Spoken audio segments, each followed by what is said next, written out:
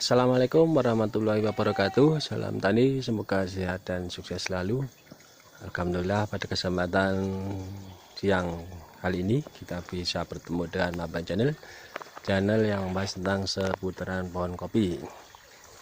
Ya, pada kesempatan kali ini kita sedang berada di kebun belakang rumah ya teman-teman. Jadi kita melihat perkembangan pohon kopi yang kita tanam yaitu di belakang rumah. Jadi ini rumah kita, dan ini dalam upaya untuk meningkatkan atau memaksimalkan pemanfaatan lahan, maka di sekitar rumah pun kita tanami pohon kopi yang mungkin dominan kita tanami buah-buahan seperti alpukat dan lain sebagainya. Nah, di sela-sela daripada tanaman alpukat kita tanami pohon kopi, dan alhamdulillah hasilnya cukup bagus juga, lumayan. Nah, ini sebelum saya lanjutkan, terima kasih kepada teman-teman yang sudah menonton dan mengikuti perkembangan informasi terbaru dari channel ini. Yang belum subscribe untuk bisa bantu subscribe sehingga bisa mengetahui atau membantu perkembangannya channel ini. Jangan lupa untuk aktifkan tombol loncengnya sehingga tidak ketinggalan update video terbaru dari channel saya. Ya, langsung saja teman-teman. Jadi dalam upaya meningkatkan atau memaksimalkan ini pemanfaatan lahan, tentunya kita harus mempunyai plan terlebih dahulu sebelum kita akan menanam pohon apa yang akan kita prioritaskan. Nah, di sini ini berhubung di pekarangan rumah, ini pohon alpukat sudah produktif juga teman-teman. Ya, karena kita tahu kalau jarak tanam alpukat itu lebih luas ya, karena dia termasuk pohon besar. Nah, untuk itu di sela-sela ini jarak tanam pohon yang satu dan pohon yang lainnya kita tanam yaitu pohon kopi ya teman. Ini kalau kita lihat ini, jadi kenapa kita maksimalkan, karena ini sayang sekali kalau di pekarangan rumah ada lahan itu dianggur. Jadi sayang kalau dianggurkan, mengingat kalau harga sekarang itu harga kopi itu cukup menggiurkan.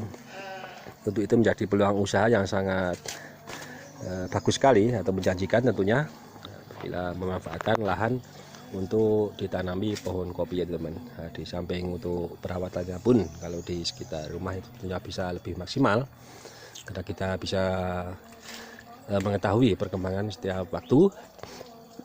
Selain itu juga untuk perawatannya pun itu lebih justru lebih optimal, karena untuk perawatan ke pohon kopi tentunya itu juga lebih dekat. Di samping itu juga untuk pupuk, kebutuhan pupuk tentunya lebih banyak, karena di sekitar atau rumah kita itu tentunya banyak kompos, sampah-sampah itu bisa digunakan untuk itu membantu pemupukan, yaitu pupuk kompos ataupun pupuk organik ya teman. Jadi ini kenapa ini jika kita bandingkan di kebun ataupun di pohon kopi yang berada di pekarangan rumah itu lebih subur yang di pekarangan rumah, karena secara logika itu memang secara pupuk organik itu lebih tersuplai lebih banyak teman. Jadi ini kalau kita lihat ini cukup bagus. Ini untuk dombolannya pun ini lebih rapat ya teman. Kalau yang di kebun itu ya rapat tapi jarang-jarang, tapi kalau yang di belakang rumah ternyata ini memang dominan rapat ya teman. Jadi untuk perawatannya pun ini lebih terapat ya teman. Jadi untuk rumput ini juga, untuk pembersihan gulma itu lebih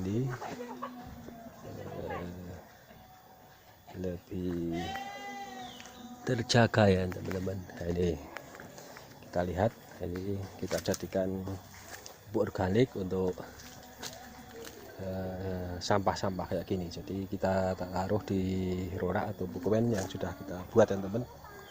Jadi nanti akan membusuk dia dan menjadikan pupuk tambahan selain pupuk kimia ya teman-teman. Jadi penting sekali untuk membantu menjaga kesuburan tanah, tentunya mengatur kelembapan dan lain sebagainya. Itu selain pemupukan dengan pupuk organik, pupuk ini kimia 2 kali minimal setahun, itu kita bantu dengan pupuk organik ya teman. Jadi pupuk organik itu sangat membantu untuk selain untuk kesuburan, tentunya untuk ini kelembapan tanah, menjaga kesuburan tanah juga, dan menjaga ini kerusakan tanah akibat ini pupuk kimia yang berlebih. Jadi mengimbangi ya teman, jadi penting sekali di sini. Selain itu perawatan ini kalau kita lihat ya, ini jenis keluan tuku sari ya teman.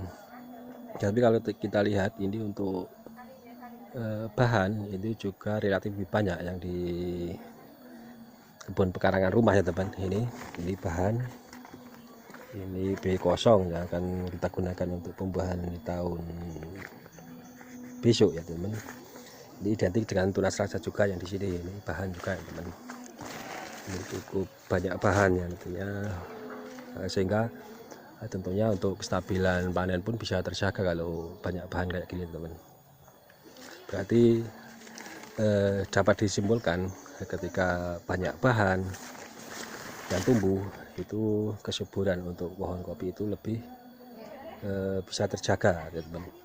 Ini untuk tunas-tunas pun juga banyak, ini tunas air, tunas cacing dan banyak itu banyak, berarti subur. Tapi kita harus melakukan pemangkasan secara rutin untuk tunas-tunas cacing kayak gini, jadi tunas tidak berguna ya teman. Nah, ini contoh tunas cacing, dia bentuknya kecil kayak gini, tidak mempunyai populasi lanjutan, dia hanya tumbuh 2 atau 3 ruas, dia tumbuh di sela-sela dombolan kopi ya teman. Jadi harus dibuang ini. Nah, ini nanti untuk persiapan pembuahan di tahun berikutnya.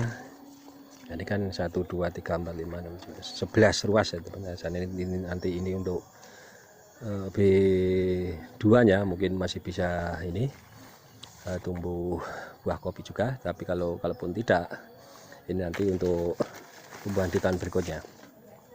Ini juga tunas raja ya teman, kalau kita lihat ini tunas raja ini bagus. Saya nanti ini untuk B2 nya sudah bagus, sudah kita persiapkan.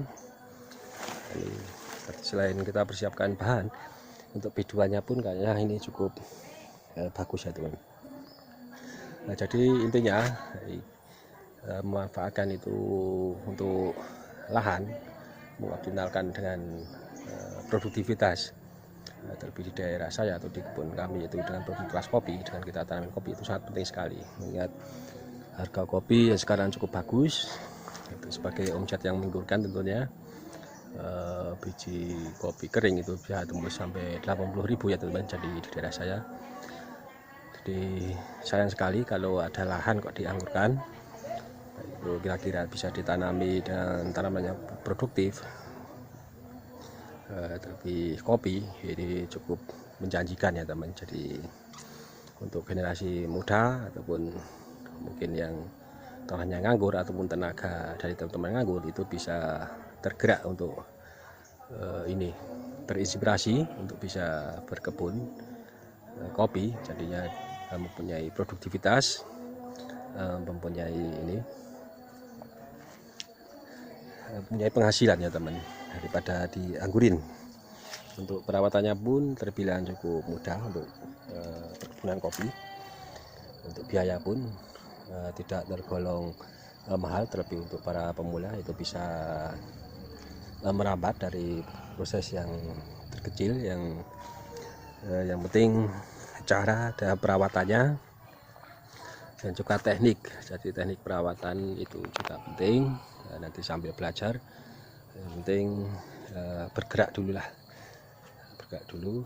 Nanti untuk sistem perawatan itu bisa belajar kepada teman-teman yang sudah senior ataupun belajar dari sosial media juga banyak share-share tentang ilmu tanaman kopi. Ya kurang lebihnya kayak gitu teman. Mudah-mudahan bermanfaat untuk kita semua. Mohon maaf bila ada salah-salah kata. Mudah-mudahan ini bisa menjadi inspirasi dan motivasi untuk teman-teman semua. Kita cukup sekian. Wassalamualaikum warahmatullahi wabarakatuh.